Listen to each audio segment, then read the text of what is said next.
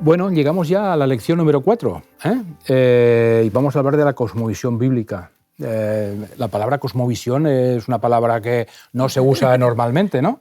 Pero ¿creéis que es importante tener una cosmovisión basada en Dios? Claro, la cosmovisión es la plataforma desde la que contemplas todo lo que pasa. Vale. Claro, es fundamental. Depende de tu cosmovisión, vas a interpretar y vas a actuar de una forma determinada. Así es. Importantísimo, Joan. Importantísimo. Bueno, pues vamos a intentar profundizar un poco en esta lección hablando justamente de ese tema, ¿no?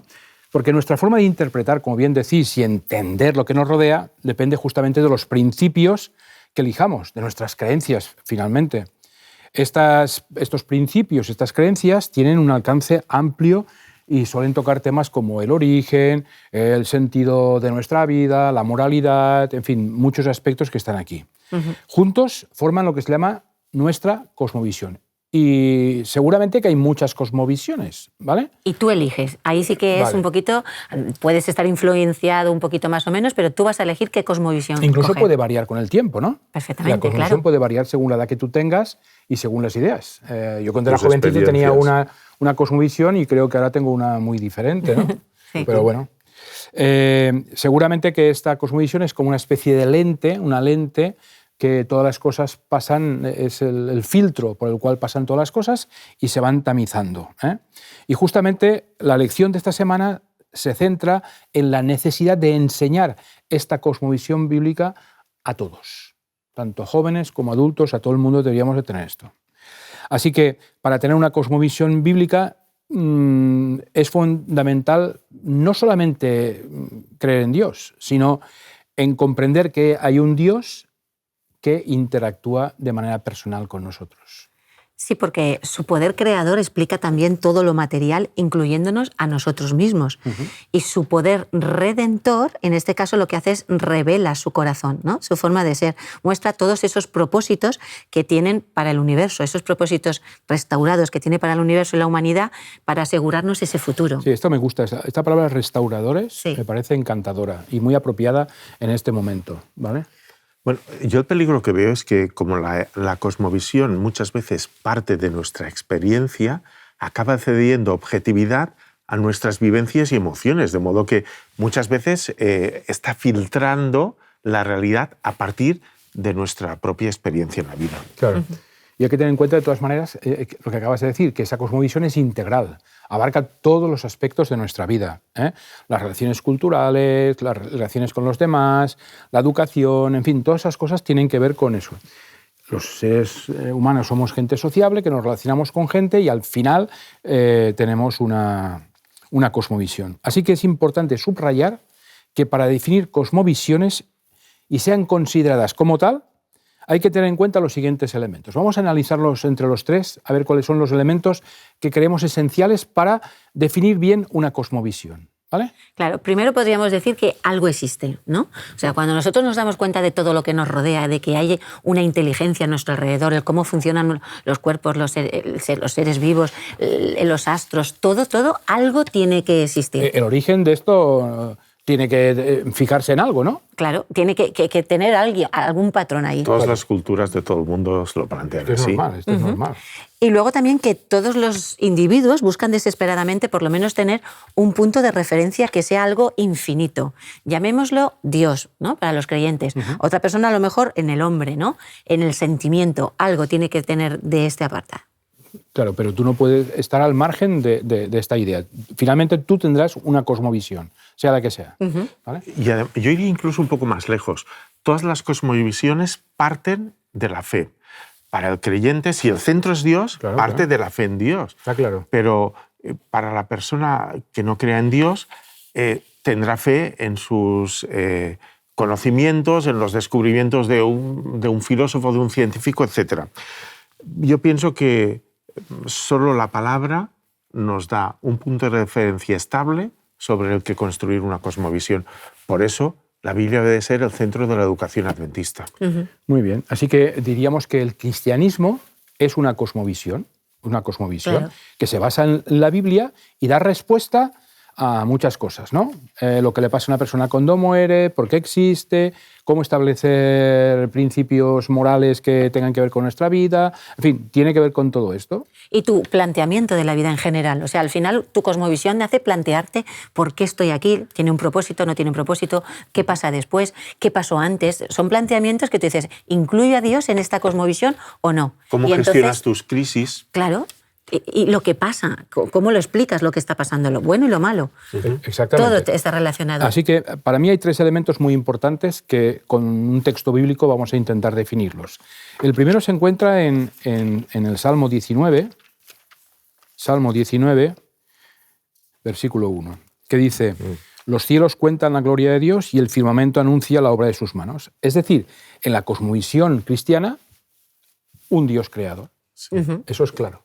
¿Vale? Lo segundo, en Isaías 47:4. Un poquito más adelante, Isaías 47. El versículo 4 que dice, nuestro Redentor, Dios de los ejércitos, es su nombre, el Santo de Israel.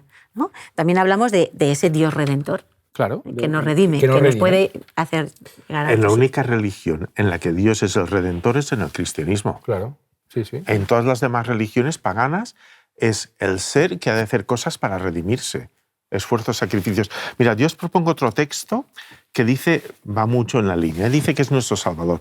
Se encuentra en Primera de Tesalonicenses 4, 14, el 16 y el 17. 4, 14, dice, nosotros creemos que Jesús murió y resucitó, y que del mismo modo Dios resucitará a los que vivieron y murieron confiados en Él.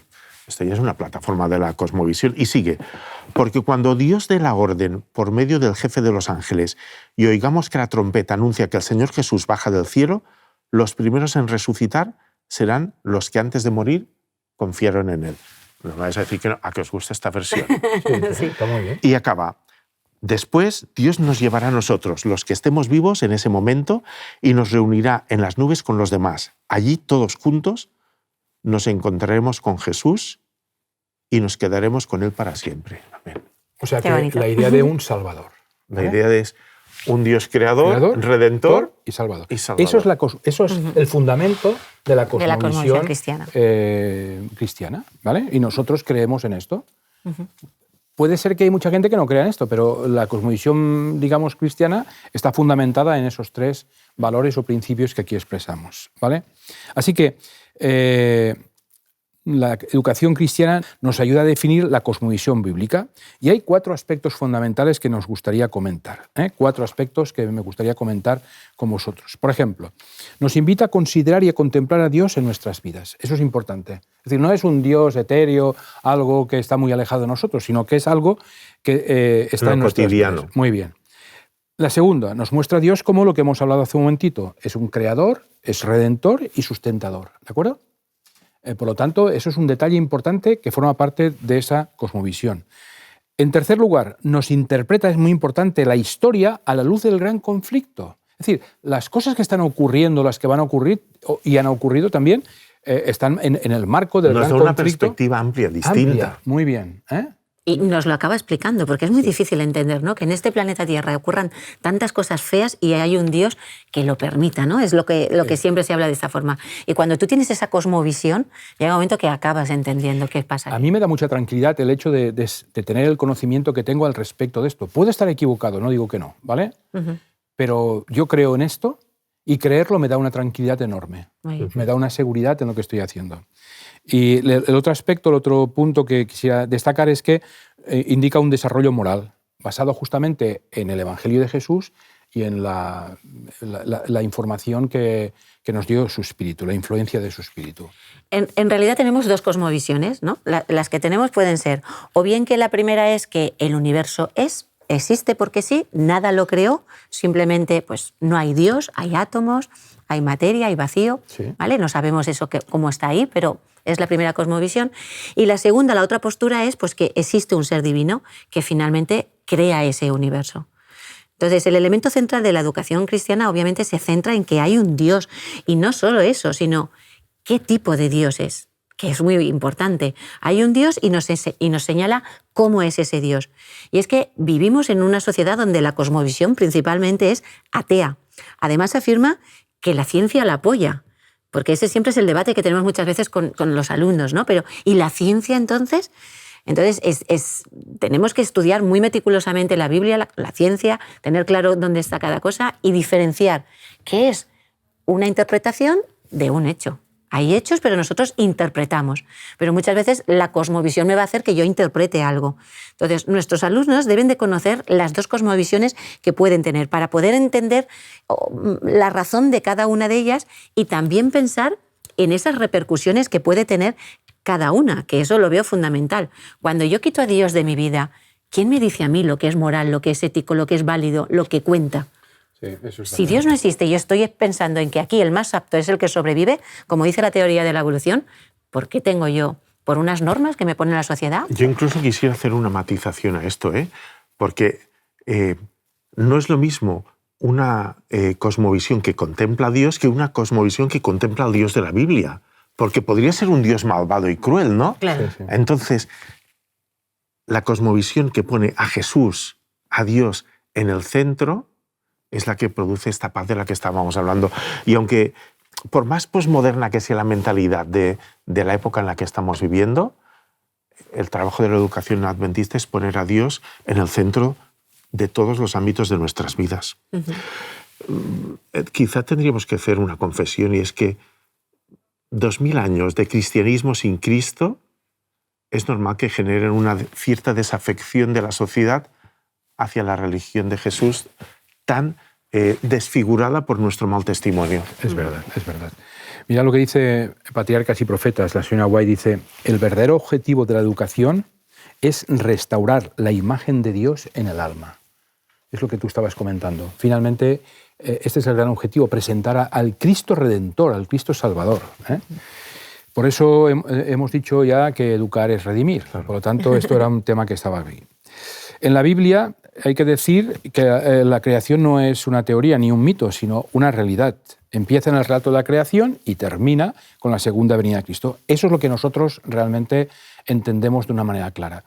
¿Tú crees, María José, que en el CAS tú enseñas biología, entre varias cosas, que el cristianismo ocupa un lugar importante? Claro, es fundamental. O sea, la integración de la fe en la enseñanza la tenemos en todas las materias. En biología, obviamente, ¿vale? Hay algunos temas y se añade el tema del creacionismo para que también tengan ese conocimiento.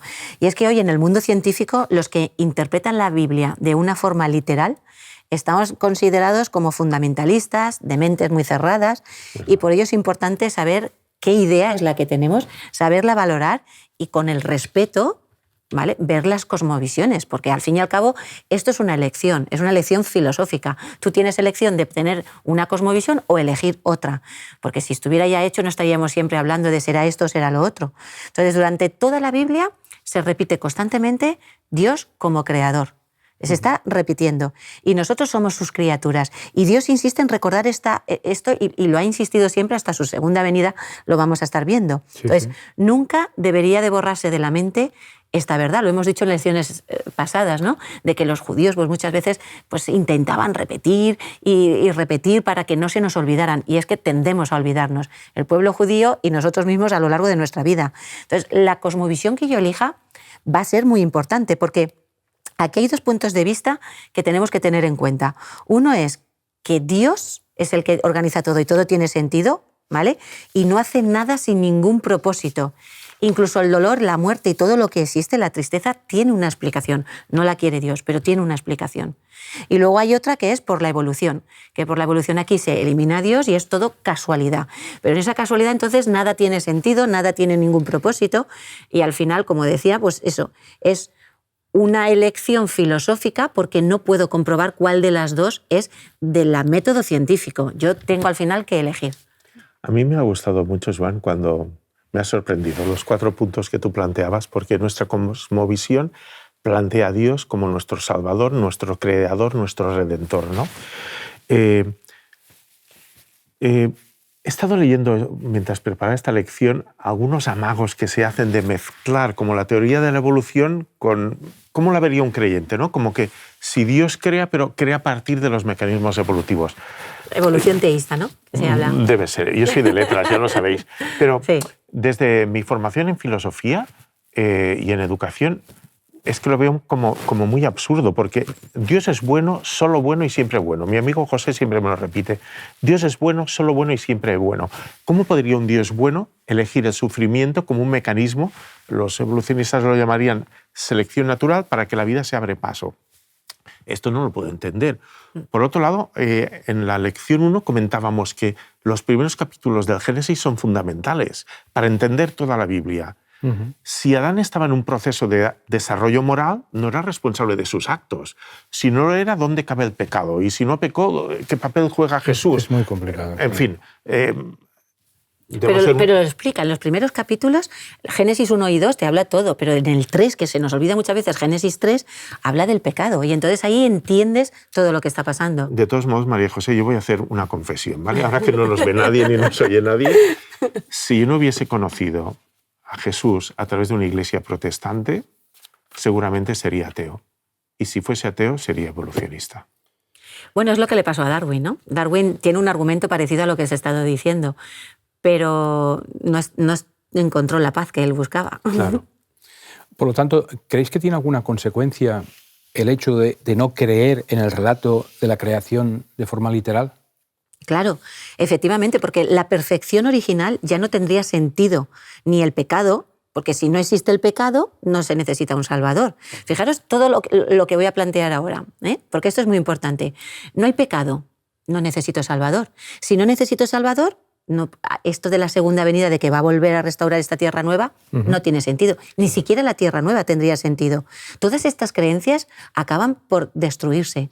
Y finalmente no somos conscientes de que no estoy hablando de destruir solamente el Génesis, es que el resto del mensaje bíblico se destruye.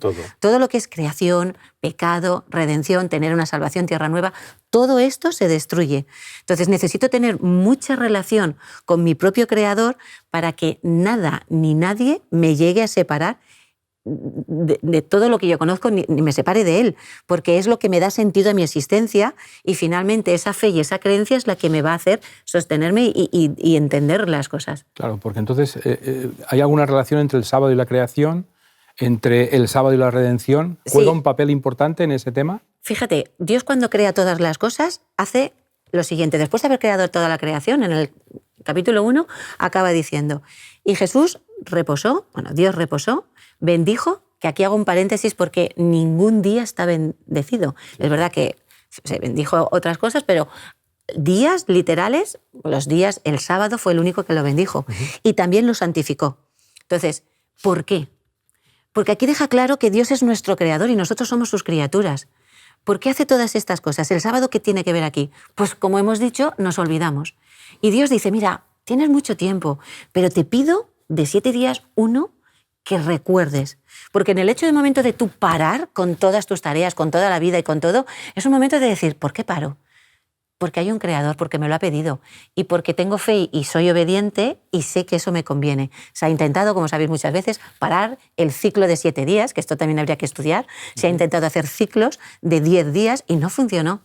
Y estos ciclos, que tiene que ser el sábado, no cualquier día, porque es el sábado quien lo bendijo, finalmente pues es el que nos da un poquito el reposo, pero no es el día, el reposo nos lo da Jesús. El encuentro con Jesús. Exactamente. Jesús es el día y ese encuentro, pero Él dijo en este día, para que no os olvidéis de lo que os he dicho. Me encanta ese versículo de la Biblia que dice, venid a mí todos los que estáis trabajados y cargados y yo os haré descansar.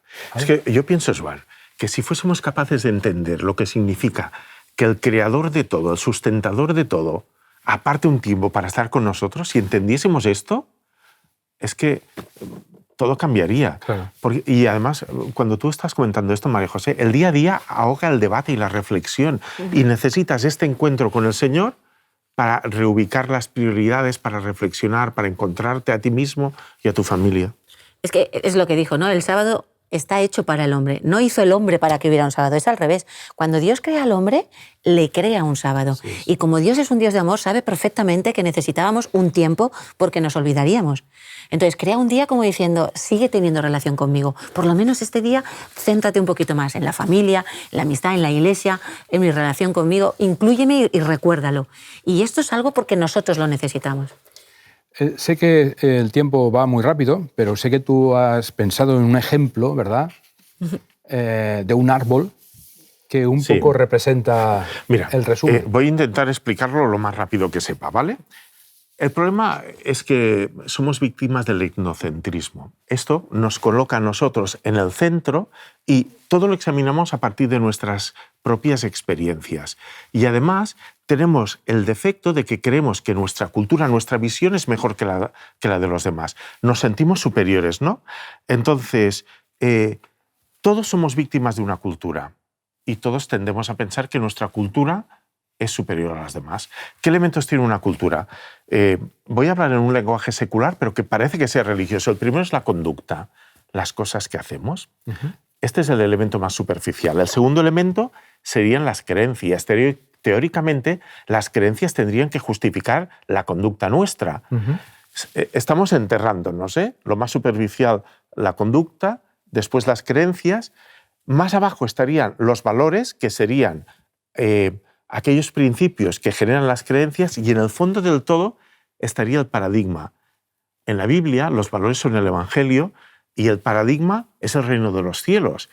Si os fijáis, eso es como si fuese un árbol, ¿no? Abajo está el reino de los cielos, los valores del Evangelio, las creencias, que seguramente muchas coincidirían con las que tenemos, y por último, como resultado de estas creencias, la vida santificada. Pero si esto, el ejemplo, Joan, lo ponemos al revés, si hacemos énfasis en la conducta, entonces es como si enterrásemos las hojas del árbol y dejásemos las raíces hacia afuera. Y muchas veces en las escuelas, en las familias y en las iglesias, en lugar de promover ese encuentro con Jesús que nos permita ver el reino de los cielos, enfatizamos, acordaos lo que comentábamos hace no sé si fue la semana pasada o la anterior, cuando hablamos de el fonendo, ¿no? No es lo externo lo que nos cambia es lo interno. Sí, porque acabamos influyendo en los valores, en las creencias, en las conductas, todo por encima de la época y de la cultura según tengamos nuestra cosmovisión. Y permite, Joan, que haga un par de preguntas. Cuando nosotros tratamos de compartir con los demás lo que creemos, ¿de qué hablamos? ¿De nuestras creencias o de Jesús? ¿O nuestros vecinos? ¿Por qué nos conocen? ¿Por lo que hacemos y lo que no hacemos? ¿O porque somos una gente que tiene una vida transformada por Jesús y comprometida con la sociedad? Yo pienso que en esto tendríamos que pensar. Fijaos que los campos de concentración se forjaron en las aulas de alguna facultad. La Inquisición y las cruzadas en concilios de la Iglesia. Y a Jesús, la muerte de Jesús se planificó en el Sanedrino. Todo depende si el paradigma es el reino de Dios o es nuestra propia cultura. Bueno. He traído un objeto, Joan. ¿Me lo dejas enseñar? Queremos que nos lo enseñes, porque veo algo por aquí, pero no sé muy bien lo que es. La Iglesia siempre ha mostrado mucha confianza en nosotros. Tuve el privilegio de estar con misionero en Guinea con el pastor Gavín. Y allí descubrí esto. No sé si tú sabes lo que es esto, María José. Tampoco sé si lo sabes tú, Joan. A mí me horrorizó. Me horrorizó. ¿Veis? Está agujereado. Esto es una cuenta de collar. ¿Sabéis para qué se utilizaba esto? Esto es, los africanos de la costa entraban al interior, capturaban a los negros del interior y se los vendían a los traficantes de esclavos. Y no les pagaban en dinero, les pagaban con una cuenta de estas. Esta es auténtica. No sé cómo el pastor Gavín se ha atrevido a dejármela, porque vale una fortuna. Entonces, la mujer del jefe de la tribu llevaba un collar con varias piezas de estas. Esto es el resultado, este es el valor que según qué paradigma le da a la vida del ser humano. O sea, eso tiene que ver con un esclavo, ¿verdad? Este es el precio de un esclavo. El precio de un esclavo. Qué triste, ¿eh? Que lleguemos a veces a esa situación. Bueno, a modo de conclusión, tendríamos que decir que la cosmovisión cristiana tiene a la humanidad en gran estima, evidentemente, al menos por dos razones. Dos razones. Primero, Dios nos creó. Es nuestro creador, somos suyos, ¿de acuerdo? Debemos ser tratados según sus criterios. Hay varios textos que hablan de esto, pero uno dice, yo te redimí, te puse nombre y eres mío. Qué privilegio enorme. Qué pasada. ¿No? Enorme. Sí. Y el segundo, porque somos redimidos por la sangre del Hijo de Dios. Él murió por nuestros pecados y podemos justamente participar de su naturaleza de una manera eterna cuando Él venga por segunda vez. Así que somos suyos por creación y por redención. Pues nada, Es increíble. muchas gracias por vuestra participación y nos vemos la próxima semana. ¿De Muy acuerdo? En la próxima lección. A la próxima. Hablamos de normas y principios. La educación moral se basa en favorecer la asunción de principios y no en la frecuente imposición de normas. El hecho de que Dios, en su misericordia, nos haya ayudado a comprender doctrinas que otros creyentes no entienden, ¿nos convierte en mejores cristianos? ¿Qué características debería tener, a tu juicio, un mejor cristiano? Te invitamos a que participes de un grupo pequeño. Conviértete en una unidad de acción en donde la Biblia, la oración, la fraternidad y la testificación sean vuestra esencia. Que Dios te bendiga.